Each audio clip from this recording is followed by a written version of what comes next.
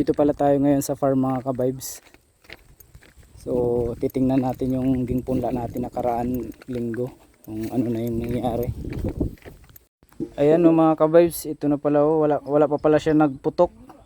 Siguro mga sunod na araw pa. Inakyat pala ng manok, buti hindi tinuka ng manok. Kaya lalagyan natin ng harang. Ito lambat, lalagyan natin ng lambat.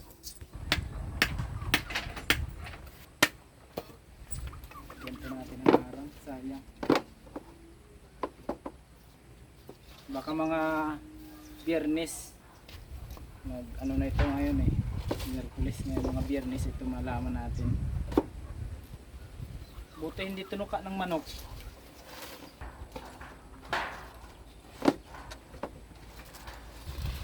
Yan.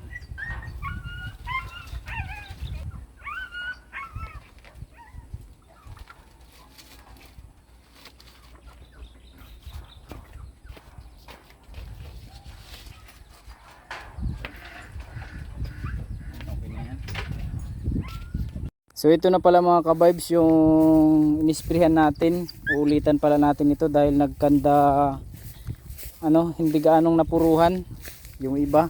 Pero ito mga patay na ito, ayan o. Yan na yung kulay niyan. Malakas kasi yung hangin nung time na yon, kaya hindi gaanong naubos. Yan o. O nag-iba na yung kulay hanggang doon. Ayan dito medyo medyo napuruhan dito banda. Malakas kasi yung hangin ng time na yon, kaya ulitan na lang natin. Ayan o. Yung mga kugon yan, nagiba na yung kulay. Mga isang linggo pa na ito, kumpirmadong patay na talaga yung mga damo na to. Ayan o. Ayan o, nasunog na o. Ayan. Naging tanim pala akong kamuting kahoy, papakita ko sa inyo. Bali dito natin ging tanim. Sakop pa naman ito ng ng lupa namin, kasi ito yung yung pagitan, yung mga nyug na to. Yan, hanggang doon tataniman pa natin ng ng kamuting kahoy, paikot yan. Sinadya ko talaga na dito sa gilid yung mga kamuting kahoy, kasi sa loob gulayan.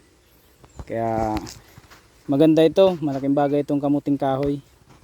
Bukod sa hindi magsukal yung area, siyempre may tayo makain, may mabenta pa tayo. Tanim pala natin na kamuting kahoy, Chinese pala ito na kamuting kahoy. Kaya masarap yung laman nito, malagkit. Yung Chinese ito na kamuting kahoy.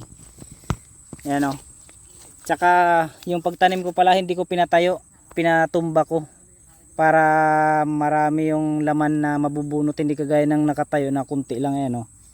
Ito, pakita ko sa inyo. Nakatumba yan kaya hindi nyo makita yung na nakausli siya. Yan. Yan, nakatumba yan o. Balik natin. Kapag nakausli kasi nakatayo, kunti lang yung yung laman. Yan, nakatumba yan o. Dami yan. Meron pa doon sa kabila. Ngayon dadamuhan natin, kasi para maganda yung tubo nila.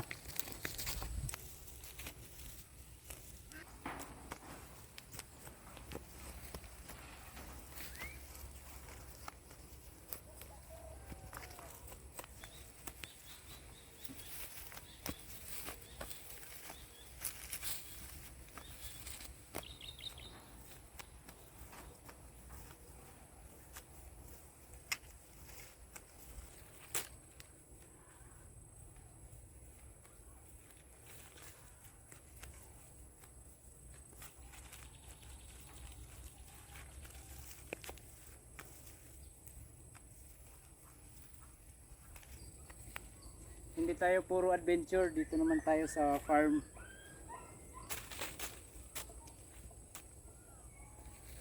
I-share ko lang po, yung nagpunta ko ng Guaig, may nadaanan akong farm. Baka yung next vlog natin ngayong linggo yun yung pupuntahan natin. Kaya i-vlog natin yun para makakuha tayo ng idea kung paano magtanim, ano yung mga proseso ng pagtatanim, ano yung mga technique. Kaya abangan nyo, yun yung next vlog natin. Pupuntahan natin yung farm na yon.